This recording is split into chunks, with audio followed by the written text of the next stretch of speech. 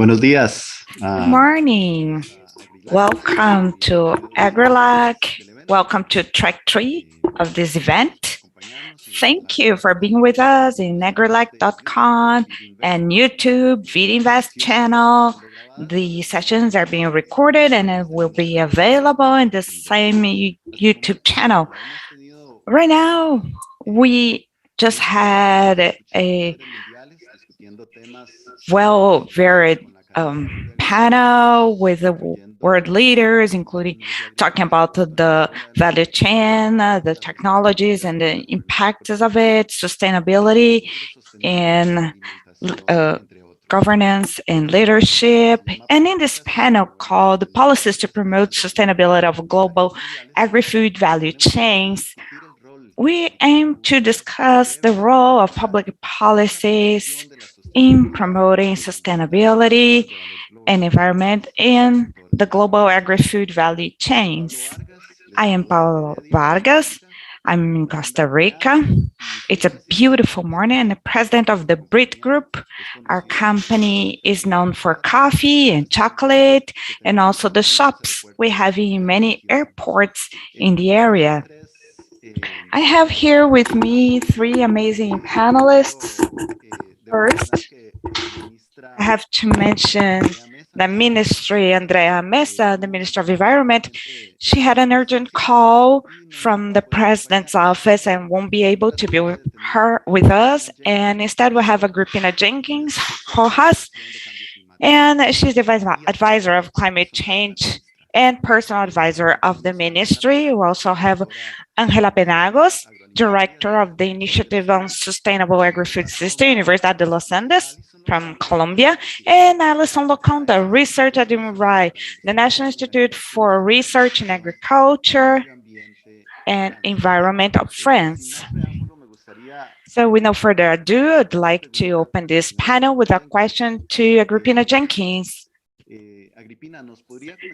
Agrippina, could you tell us a little bit what means that Costa Rica has an office of climate change? What is your job? Can you tell us what kind of policies and actions you are implementing to achieve your goals in decarbonization in agri-food value chains? Thank you, Paul. I hope the people watching us are well. Thank you all. Thank you, VidInvest, for inviting us. And I want to apologize that the Minister Mesa could not be here today. And she had an emergency she had to attend. So thank you. About your question, I want to tell that Costa Rica has an Office of Climate Change, yes, and it's an effort that has been built throughout the years. This office has many goals, and I want to sum them up. Basically, there are 5 goals we have in our country in terms of public policies. And this is also a joint work with another office, and that is very important in implementing policies because we cannot do that alone. We need intersectional support with the institutions and all other offices and directorships. So our office supports research projects and analysis for the creation of public policies so the decision-making process is done in a knowledgeable way, and we support these actions, climate actions that help transform the welfare of people, community, ecosystems, and those that are vulnerable, and support climate actions that support the public transformation we aim. There are other 3 relevant aspects: that institutional experience. I can mention to you all the responsibilities we have and the key players and the institutional demands that must be met, and we have to amplify this work and create the impact and establish key relationship with partners in knowledge. And that's a very important action that has to do with climate empowerment of people, communities, and companies as well, because we work with private sector as well. And our country in terms of decarbonization of value chains, especially the agri-food value chain, we have efforts and we acknowledge that this agri-food sector in this country has advanced in adapting the climate change and especially mitigating the greenhouse gases that are produced because of the nature of its production, the farms, and so on. So this is a very active sector, and that's why the country has its first national mitigation action that we know is called NAMA in terms of coffee and agri-food. So we have advanced a lot, and we have people and company and institutions that seek to improve their system and make them more efficient. And what does it mean? Those are the actions that go in a double way that increase the efficiency of production. So we don't want to reduce agri-food production to face climate change. No, the other way around. We want efficiency, and we want efficiency in the fields, in the farms, to promote what we want. So we want to have products, but also the people welfare, those that are producing these foods and products that come to our tables. We also make efforts in terms of carbon free, carbon neutral. We will have a label in the products we have launched it, and the companies will be able to tell what are their emissions and what are the actions they are doing to reduce them. And I want to also to mention the organization side. We are involved with the cities and districts, and now we'll have a following step. And we are allowing a differentiation in the market, not only the national domestic market, but we also want to align this to what the international markets are going to need. So we want to make it all feasible and concrete and for the Green New Deals in or worldwide. That's an opportunity for the sector to innovate.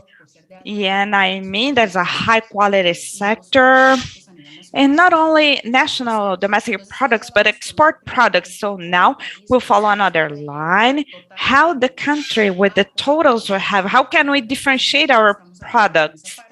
And we're also supporting people with that and working with value chains in these climate actions and public policies. And this is very important. And that's what our ministry is doing with the support, and not only with this office and the Ministry of Environment and Energy, but it's key to advance with that and achieve the goals we have in the National Plan of Decarbonization, the national policies of adaptation, and the commitments with the Paris Agreement. I think I can sum up with that. And one final important detail in terms of information and knowledge, one of the processes we are doing in our sector is we have promoted, and from the side of environment, and also as an important feature that we have to acknowledge, are people and company that are monitoring their actions through informations and maps. And this is very important so that we know where are the processes inside of an ecosystem and everything that goes on in the rural areas, and they are not isolated, but in how we can support them. And with that, I think I have told a little bit of our case. I'm sorry I spoke too much. Thank you so much for the opportunity. Thank you, Agripina. It's very interesting. There are many topics. We'll go back to some of them further on, but this topic is on how to be able to achieve environmental sustainability and without deteriorating efficiency and productivities, but how we can improve efficiency, including circular economy topics. This is very interesting. Another important one is how Costa Rica has created this national program of carbon neutral, and how private companies and companies like ours can join the system. and it's implicit somehow in the markets, the local carbon markets. So we as companies, we know we are protecting certain areas in the country, and it's good to know what areas are, and if we want to engage in that program, just like our company was one of the first, right, in the first round of companies that got the certification in carbon neutrals. I'd like to ask now, Angela, you have worked a lot with the small farmers, and sometimes we see standards that are achieved by large agribusinesses. Angela, can you tell us a little bit of your experience, your professional experience? And is it compatible, like sustainability and social inclusion? Can we have a minimal standard of sustainability for the large agribusiness and for the small farmers as well? Can you tell us a little bit about that? Well, good morning, good afternoon, and good evening in other parts of the world. Thank you, Birinvest, Paulo. I'm really happy to be here. Well, right now, I am at the University of Los Andes, and I'm in charge of Agri-Food Systems Initiative. It's a key point in our university for an interdisciplinary research that we have, and we want to contribute with solutions and bring knowledge to rural development and agriculture. Yes, I was happy to be working in the public sector, and now I am in the research chain for about 7 years. And one of the concerns and one of the questions we have, and we are working in the university, is understanding how this need for transformation that is so important in agriculture, in a stricter sense, is a factor of exclusion, especially for small farmers or those that live in the fields, because there are barriers to achieve certain standards or to achieve certain technologies, to have access to them. I want to tell you that we are now in a project in the initiative working with the business school of the university, with a productive colony and a group of farmers in the certification process, and so that they can have those labels, international labels, and they can then achieve those markets that require specific managements and practices. And we have found very interesting things, and it seems key to me that in general, those farmers that have easily the solutions that have implemented the practice are those with a higher level of education. We are speaking here of university level. So if you understand well, a lot of it, at least in Colombia, and that because we see that the gaps in education are critical. And if one policy that is strong of social development is not in place, it's very difficult to implement these changes in this context of climate change. And that's why, and one of the first recommendations we do is one policy for the monetization of agriculture and improve competitiveness and relationships with the markets that are more demanding. And we have to be able to have this rural development through policies that show them what way to go, and having a proper balance. There are those farmers that can get into that very fast and they achieve amazing results. And we also need to work with a great part of the group that cannot achieve this so fast. We have to work in research and investigation for low-cost actions. One of the limitations is the cost, and we were talking about it the other day, about the implications in terms of the costs of technology. So we have to work with profitability at low cost and balance their conditions so that we can have a much more fast process. On the contrary, we have to work also for digital transformation, and it's very important for the society, for the world. It cannot be a factor of exclusion, and it cannot be out of research and investigation, and we need to have those tools in place to help them. Thank you. Thank you. That's really important. And all of that because many times we have a policies thinking of a specific segment and we leave out other segments that maybe have an educational need only and to have access to these programs, or because of the cost of certifications are not able to have them, so the individual farmers could be grouped into associations, cooperatives. We have experiences in the beginning of the 90s. Cafe Brit was the pioneer in promoting organic coffee production, and we had to pay inspectors that would come from the United States or Europe because there were no offices, certification offices locally, and we would pay for the certification and we did all the job of the work, and we couldn't pay the farmers that were producing organic coffee. Those were the ones that were producing conventional coffee, because the coffee is regulated by a law, and the law wouldn't allow us to have this price differentiation because it was an organic farm. So regulations sometimes limit us. And in Latin America, oftentimes, as we say popularly, we cannot leave ground. That's a conceptual mental problem we have.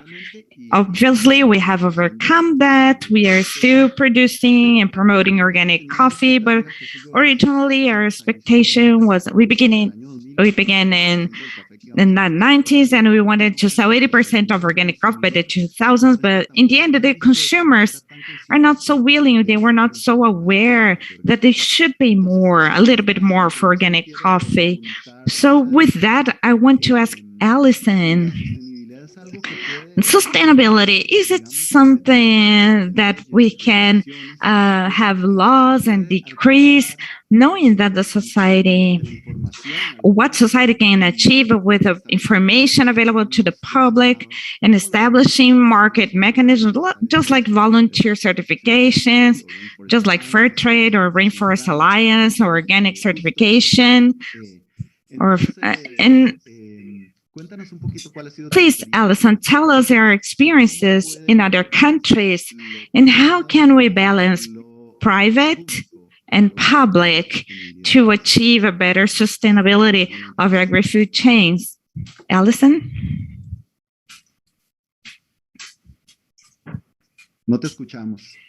Allison, maybe your microphone is off. Thank you, Pablo. Your question is very important. I thank you for your experience. Your experiences shows well the problems we have to face. For answering, I just want to thank BID Invest for this amazing panel. I believe we are dealing with topics that are maybe sensitive, and if we want to really offer answers to this planet, this global problem, that's why I'm going to answer saying that all players have a role. This is what we find out we are doing in terms of research on the different voluntary standards. So for over 15 years, we've been doing this, and with this type of study that we are developing in terms of the value chain in tropical countries, even the North countries, you can say Japan, the United States, or in even Europe, we find that oftentimes what the big companies are doing with those standards, it's creating a commercial trademark, was creating a differentiation in the products for the market against other products in the market from other countries. But it's not that this pervades in every producer and every product. When the small and mid-sized holders, this size of producers could also actually find benefits, the monetary benefits in the active chain. The first thing, yes, actually, and in order to be better organized and need the support or to be followed up closely by other organizations. And we talk about countries where the government has invested money in these systems that could also provide advisory services also to become more sustainable and could provide support. We find ourselves that there are benefits at environmental level, but also at economic level, because the state is aiding from the practical terms. Yet another thing to add, another example will be that Pablo mentioned, wanted to also not only the we have to consider international trade that also demands tests and analysis on waste and residues. Those are things that the private sector may not invest and sustain enough to be able to participate in the market. So it's very important also the role to be played by the public sector in public policies in order to support this theme or labs, tests, and analysis that have to be run. And I think that finally, the last thing that I would like to voice, because I hope that you will ask me more questions, Pablo, so that I can respond better. The last thing I would like to add at the level of the future, and also we find a very important role for the government again. As I said, not everybody is the same. Some, though, have a very strong criteria, well efficient defined criteria, but others don't. The state has to support consumers and producers recognizing the difference in credibility of the standards. Okay, this is the end of the reply. Thank you, Alison, for your response. They're very passionate topics, and there can be different perspectives. I understand. This is the thing. And with this, I would like to go on listening or relate this topic to, well, so what is responsibility of each party? I would like to ask Agripina, give us a position from the public sector, please.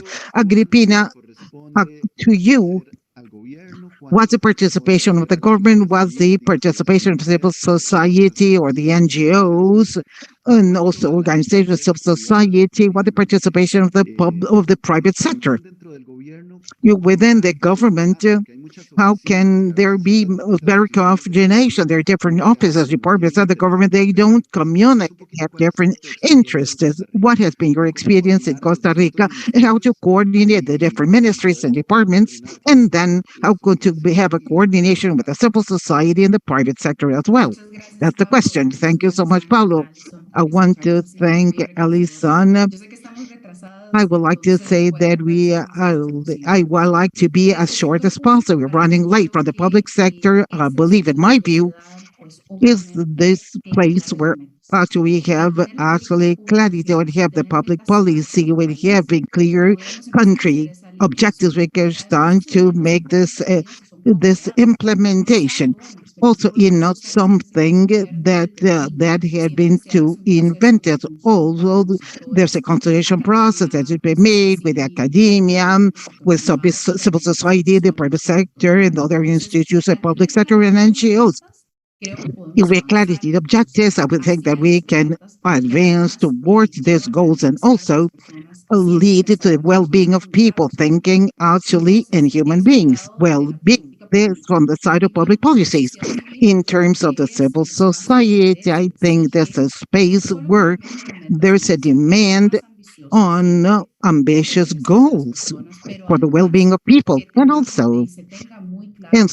to have clarity on who and how to request this fulfillment of the standards, and to have agenda. In civil society actually needs to have clarity because they have information. So obviously, and also the academia, we have important information. We need science-based information and evidence-based information. So it's important to advance for the private sector. Obviously, the private sector as well actually has a transformational role to play, makes investments to be able to achieve these changes. Listen to their needs, of course, is very important. It's also in economic reform, in this case, because of the pandemic economic recovery scenario, we have to listen to this sector, Pablo said. In terms of certification, how can we support this from this perspective and make a differentiation? This country investment has to be also to see the whole perspective. And also, we are talking about climate change, and what we have to understand production won't be the same. This is clear. You have to sit down and discuss hard topics up to how we are going to be. Actually, you'll have to resume production, making tough decisions. So I believe these, in a nutshell, also the experience that we have in our country. And in closing, I would like to say Costa Rica is in the ministerial climate change committee that is there to support public institutions to hold this conversation. But also we have a citizen consultative committee, a scientific council for climate change also. We have different communication structure like the chambers also that communicate with the legislative powers. And with this is I will close my participation for the meantime. Thank you, Agripina. Yes, in effect, always there's a controversial aspect when you try to turn it objective, science based and evidence based. But I think that some people don't want to see the hard data. They want just to have to play blind to certain aspects. They say you have to show me that climate change. They say we experience a high temperatures. I understand, but show me that this is what this is because of what we are doing. If we stop doing certain things, things will get better. We have the other side of the coin. Some people are reluctant to accept. When we talk about education, this is important. You have an educated population in Costa Rica. Many of changes that we have observed in terms of recycling come from children, because children, the schools are taught to do this, and they teach their parents to implement this type of practice. Education of caring for the environment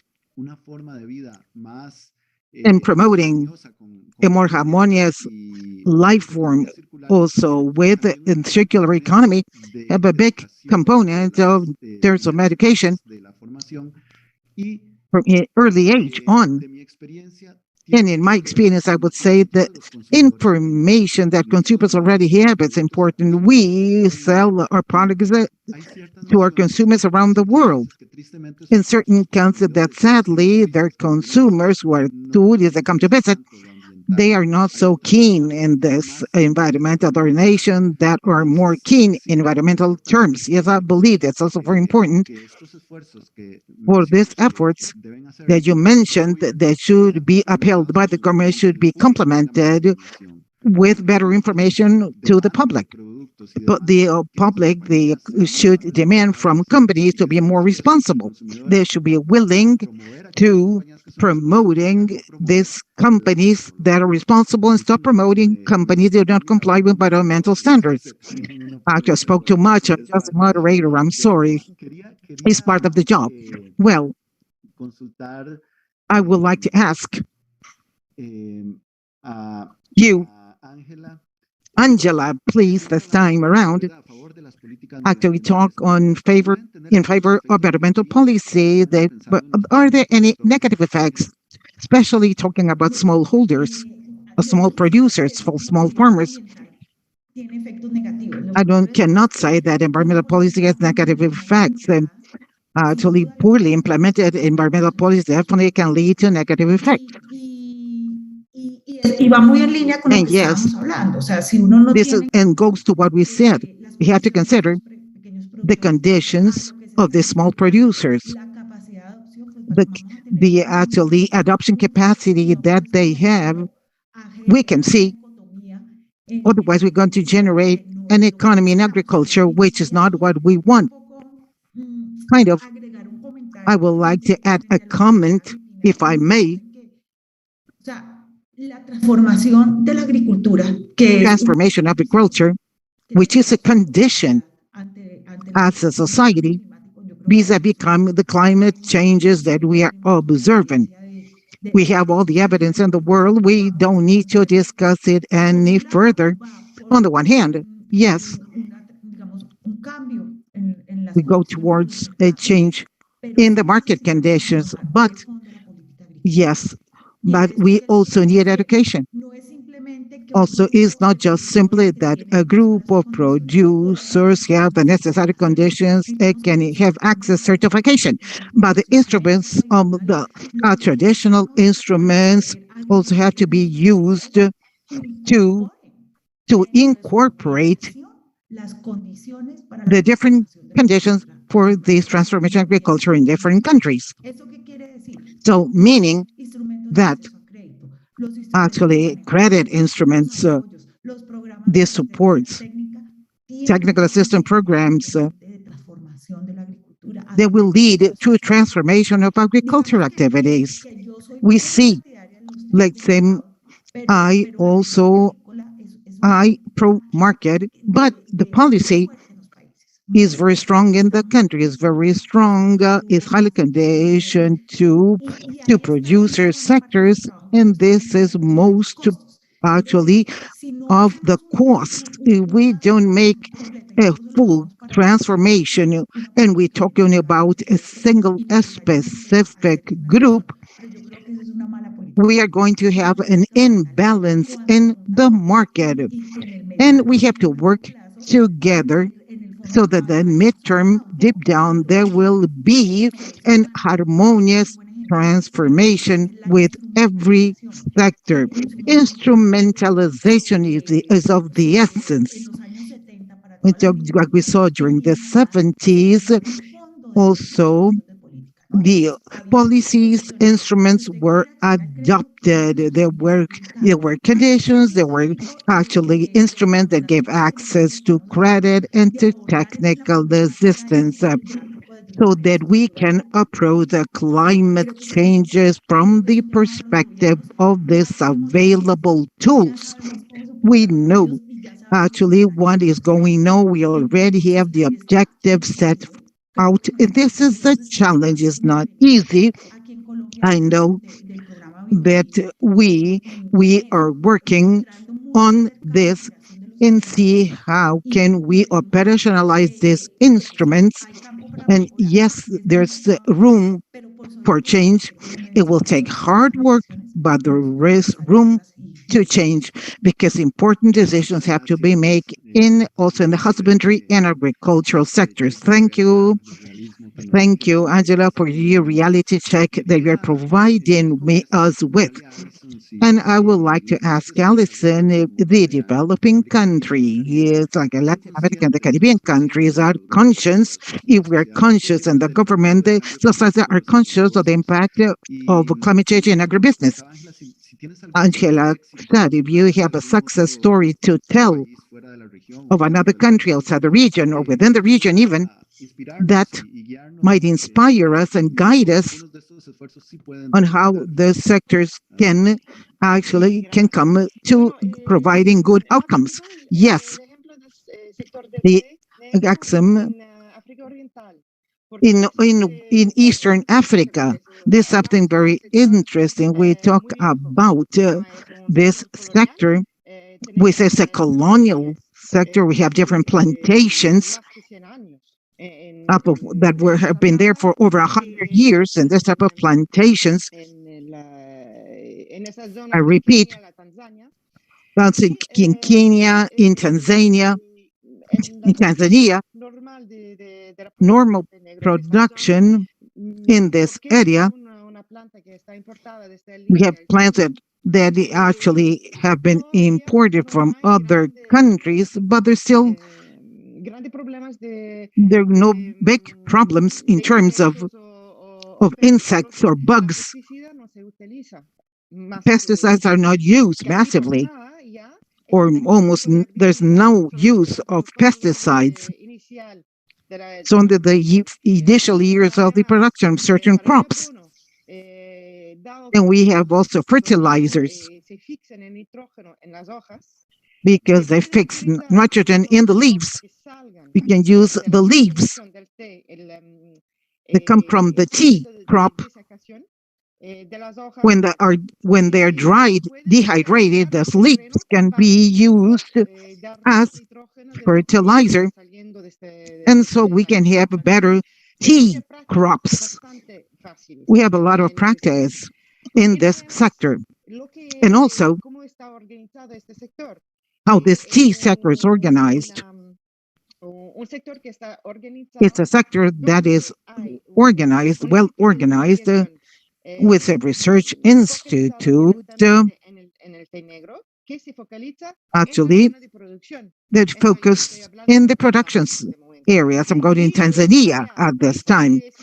And also, this research institute does have, it's been financed by agreement by the government and the Trade and Agriculture Ministries that do finance this type of crop or plantation. And we also have regulation in terms of trade and commerce. Another side, we have the private sector also that gives money to the research institute. This research institute works directly with the private sector and does respond directly to problems found in this sector and the problems that are faced by small holders. But we have them in the production fields. We have to check the products, and the production area has to be located close to the transformation area, have close contract with the big producers, small producers, mid-size holders. And when finally you have the obligation that it's a mandatory because it was decided in 2015, it were purchased only certified tea. There was an ecosystem with the government, the producers, and there was also these private sectors reaching an agreement. Actually, there's a problem because the small producers need to have access to the certification process.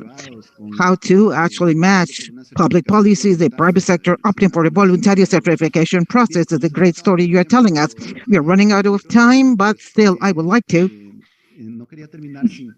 We want to end before proposing each one of you can give me a clear idea that you will be giving to Latin American governments, decision makers. That could give the idea that we do transformation of agriculture and tourism. Machu Picchu has over 1 million tourists and their coffee grow is close to Machu Picchu in Cusco. And also they have crops that will actually grow wonderfully rich and delicious coffee. And they have a different concepts of production. If you match tourism to Machu Cusco together with the coffee fields that are so close to this touristic area. I think the key aspect when making these decisions is to review the public policies. And I think it's very clear how to change that and see the opportunities the country has to offer, the sectors have to offer to face the crisis, and not only face it without offering a solution, the correlation of the entire value chain in fostering and promoting.